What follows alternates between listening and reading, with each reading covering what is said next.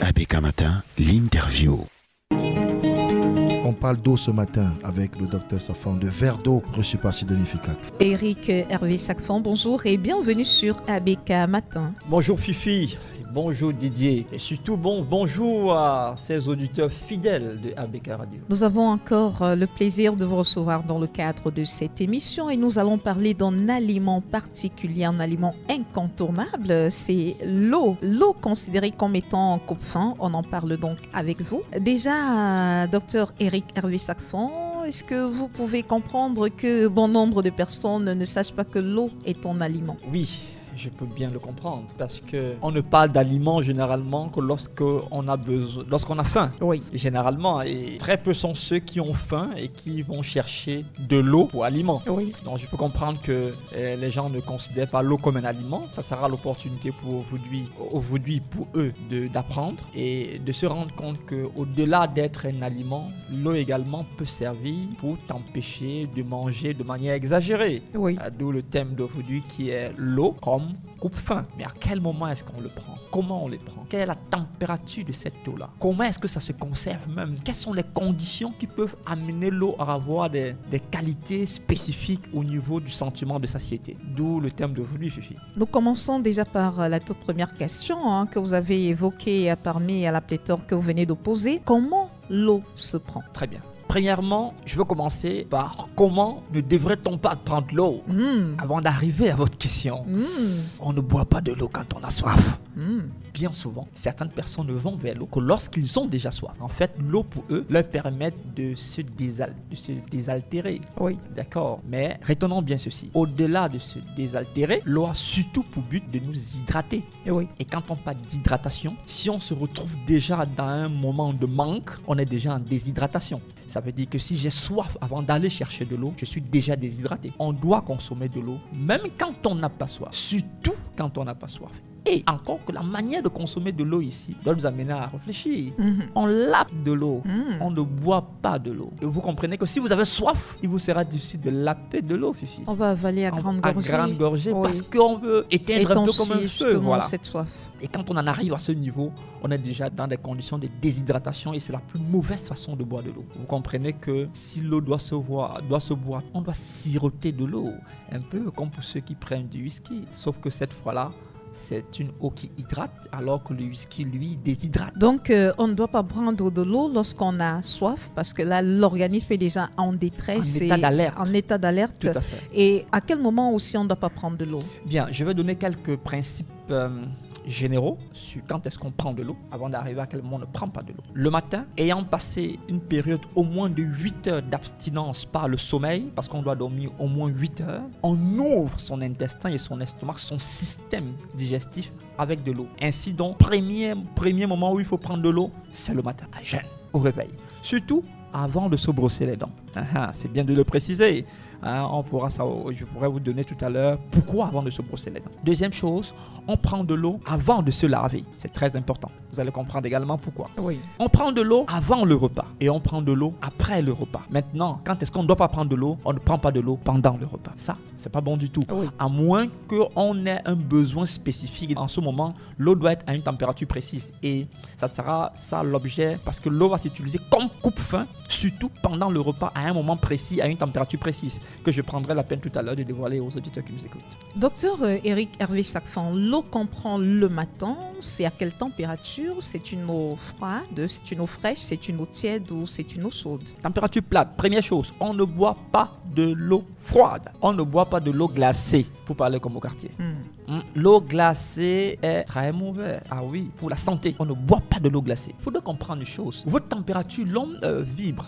Je vais utiliser le mot vibre. Ou alors l'homme, pour parler de température, a une température interne qui est environ de 37 degrés. Si vous prenez de l'eau qui a température de 8 degrés, 8 degrés c'est la température qu'on va trouver dans les réfrigérateurs. Je ne vais pas parler de congélateur parce qu'à congélateur on est déjà à moins de 0 degrés. À 8 degrés c'est dans les réfrigérateurs. Si vous prenez une eau glacée qui a 8 degrés et que vous le mettez dans un corps qui a 37 degrés, vous donnez un travail énorme à votre corps qui, pour pour pouvoir assimiler cette eau, doit d'abord essayer de le convertir et le mettre à température de 37 degrés avant de pouvoir l'assimiler. Oui. Vous mettez en péril vos organes vitaux. Oui. De deux, en prenant de l'eau glacée, vous pouvez arriver à anesthésier les papilles gustatives de votre bouche. Ça veut dire que celui qui prend de l'eau glacée peut ne plus apprécier la qualité des repas et empêcher ainsi plus de 1000 papilles gustatives à sécréter du bon sucre gastrique qui commence dans la bouche. D'accord, Fifi? C'est pourquoi d'ailleurs il y a des boissons gazeuses qu'on va demander buvez glacé. Quel est le but? La plupart des boissons gazeuses qu'on va demander il faut boire glacé. Quel est le but? En fait, ça va anesthésier aux papilles gustatives et empêcher votre corps ou alors votre estomac à renvoyer à votre cerveau le sentiment de satisfaction. C'est pourquoi d'ailleurs il y a des gens, Fifi, qui peuvent boire 4-6 bouteilles de boissons gazeuses, mais sont incapables de boire 1,5 litre d'eau. Bien sûr. D'accord? Surtout une eau non glacée. Surtout une eau non glacée. Mais pourtant, quand c'est glacé, l'eau glacée, ils peuvent boire même plusieurs litres. Mais lorsque c'est non glacé, ce n'est pas bon. En fait, ce qu'ils ignorent, c'est que cette eau glacée a un impact sur l'anesthésie de leur papille gustative. Elle empêche ainsi les organes du corps à donner les signaux qu'il faut au cerveau pour dire c'est bon ou c'est pas bon. En d'autres termes, on met en péril le fonctionnement de votre corps en buvant l'eau glacée. Oui. Pas du tout d'eau glacée. Oui. Pas du tout. Mais par contre, il est mieux de boire l'eau chaude. Et quand on parle de l'eau chaude, c'est de l'eau tiède, c'est-à-dire à température de 37 degrés. Oui. Parce qu'en buvant une eau à cette température, vous donnez à votre corps de ne pas produire beaucoup d'efforts pour tempérer. Il prend l'eau qui a une température qui correspond à la température interne. L'assimilation de cette eau est un peu plus efficace et plus rapide. Et l'eau tiède se prend à cette température seulement les matins ou alors tout au long de la journée. Chaque fois que vous avez besoin de boire de l'eau, il faudrait qu'elle soit tiède. Tout au long de la journée, si c'est possible, c'est l'idéal. Oui.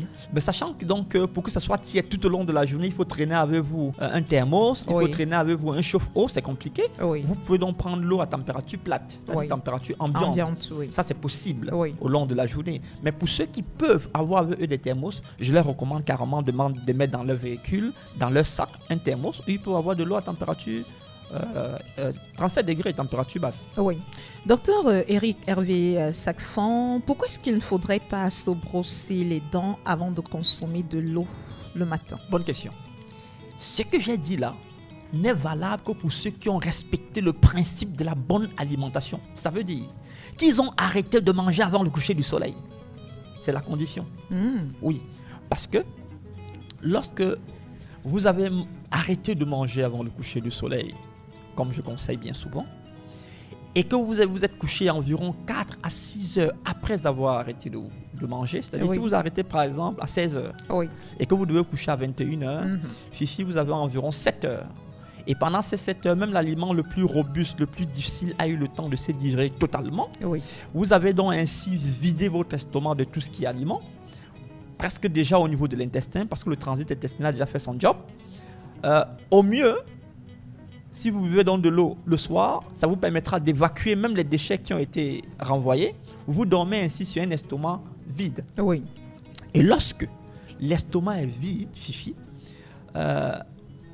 il y a le corps, à une certaine heure, va sécréter certaines substances qui vont permettre la régénération du corps pendant le sommeil et va également avoir un impact sur le système digestif. Si le système digestif est clean, propre, vidé, vous allez constater que le matin, vous avez une pâte blanche au niveau de la bouche, sur la langue précisément. Cette pâte blanche-là, lorsqu'elle est produite dans un système digestif vide, elle va avoir, étude faite, une vitamine précise que bien souvent on trouve rarement dans les aliments, mais que le corps lui-même produit, la vitamine B12. Ainsi donc, ceux qui vont se brosser le matin et verser de l'eau sans l'avaler vont expulser cette vitamine qui a été produite par le corps. Mais là, ce n'est possible que vous avez suivi tout le processus que j'ai donné. Pour ceux qui mangent tard et qui dorment, cette pâte devient plutôt nocive, nauséabonde.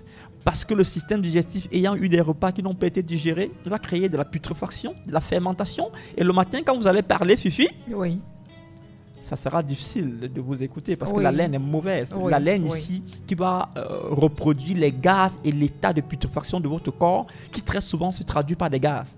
Soit des gaz au niveau des pets, soit des gaz au niveau de la bouche, quand on va rôter.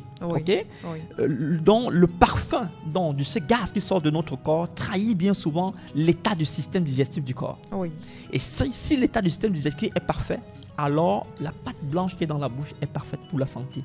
Buvez de l'eau le matin avant de vous brosser, en ce moment-là. Mais si vous n'avez pas respecté ça, versez l'eau là. Parce qu'en ce moment, au lieu d'avoir cette bonne vitamine pour nous, on a plutôt l'effet inverse. Oui. Et vous avez dit aussi qu'il n'est pas bien de boire de l'eau pendant le repas. Pourquoi? Surtout pas, parce que l'eau va diluer le subdigestif et empêcher ici l'acide chlorhydrique produit dans l'estomac pour pouvoir avoir une bonne digestion des aliments. Ok? Rappelons qu'il y a des aliments que lorsqu'on mélange avec de l'eau, on empêche ici le corps de pouvoir assimiler tous les substances nutritives de ces aliments. C'est d'ailleurs pourquoi le seul liquide qui doit permettre de ramollir les aliments, Fifi, c'est la salive. Et je rappelle, parlant de salive, que votre bouche, vos glandes salivaires peuvent produire jusqu'à 1 litre de salive par repas. Si et seulement si vous livrez parfaitement à l'exercice de la mastication.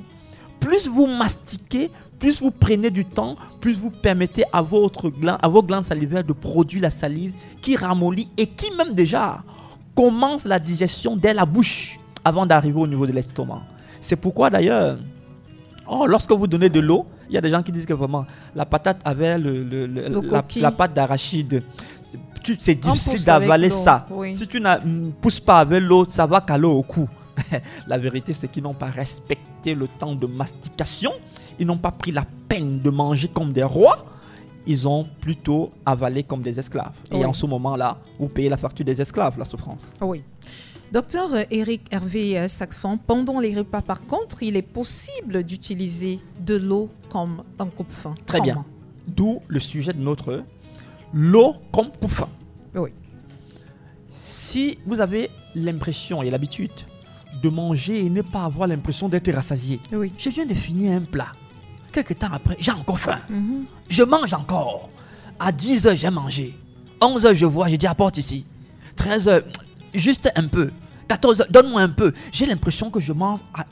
Comment est-ce que je peux amener à réduire les quantités des repas que je prends pour ainsi réduire le nombre de kilocalories et me permettre de ne pas avoir des excès? Premièrement, il a été démontré que la famine, tout comme la soif, se manifeste dans le corps de la même façon. Si vous avez faim, avant de manger, prenez d'abord un verre d'eau avant le repas. Combien de temps avant? 5 minutes avant. Peu importe. 5 minutes, non, 5 minutes. Pas que peu importe, suffit. Si tu prends 30 minutes avant, l'eau là est digérée très vite. L'estomac te dit que j'ai faim, d'accord? Oui. Tu prends 5 minutes avant les repas, voire même 2 minutes avant le repas. Il a été démontré que lorsque vous prenez de l'eau avant les repas, il vous est difficile à l'instant de manger la même quantité de repas que si vous n'avez pas pris de l'eau avant. Parce que l'eau va occuper votre estomac et vous aurez l'impression que vraiment je vais manger après. D'accord? Oui. L'eau, juste avant le repas, peut être utilisée comme coupe-faim. Pourtant, il y a une autre astuce. L'eau pendant le repas. C'est-à-dire, vous mangez, à un moment, vous arrêtez de manger. Pendant que vous êtes en train de manger, vous prenez un verre d'eau, cette fois-là, glacé, 5 minutes, et ensuite, vous continuez à manger. Je vous assure, vous sera difficile de finir le reste que vous avez laissé.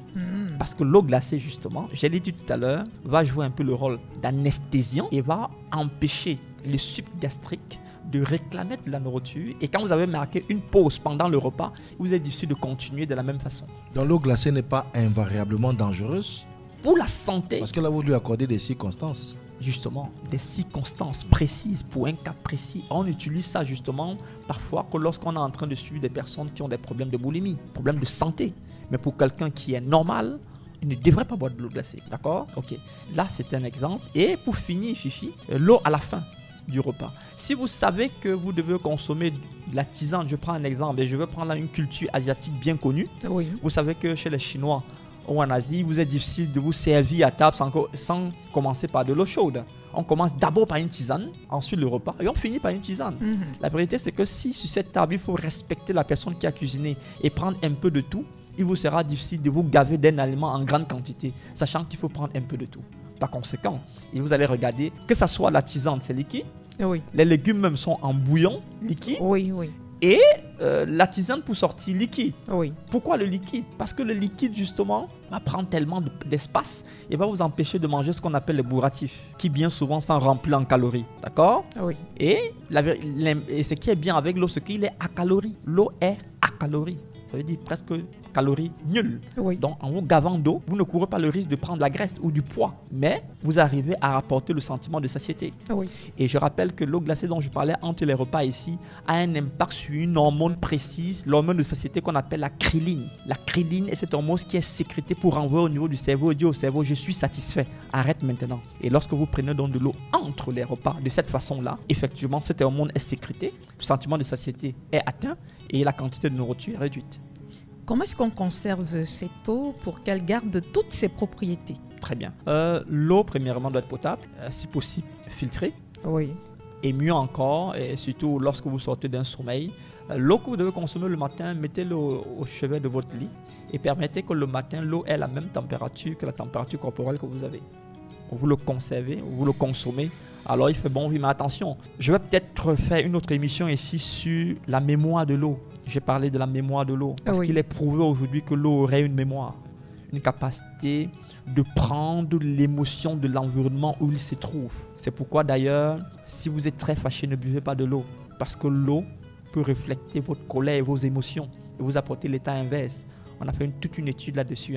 Je rappelle que je ne vais affirmer généralement sur cette antenne très sérieuse que des choses prouvées sur le plan de la science et qui ont un impact sur la santé. Et donc, comment est-ce que l'eau doit garder toutes ses propriétés? Rassurez-vous que cette eau et à l'image de vos émotions. Oui. Et que vous n'ayez que des émotions positives. Parce qu'il est important d'être toujours positif. Alors lorsque cette eau vous ressemble, il vous apporte le bonheur dont vous aspirez. Comment est-ce qu'on transmet toutes nos émotions à l'eau? Est-ce que c'est pendant qu'on la puise? Est-ce que c'est pendant qu'on la met dans des bouteilles? Est-ce que c'est pendant qu'on la met dans des bidons? Comment est-ce qu'on transmet ces émotions positives? Vraiment, il y a toute une technique là, vraiment toute une technique. D'ailleurs, plus loin on est arrivé jusqu'à démontrer que même parfois, certaines eaux qu'on va minérales ne sont pas forcément utiles pour la santé. On est arrivé jusqu'à démontrer que les eaux qui vont passer par des robinets ne sont pas toujours utiles pour la santé parce qu'ayant parfois des débris dus à ce qu'ils ont ramassé dans les tuyaux. Oui. Vraiment, il y a beaucoup de choses, mais la manière la plus simple pour ne pas faire peur à ceux qui nous écoutent, c'est que lorsque vous avez de l'eau, prenez la peine de le traiter.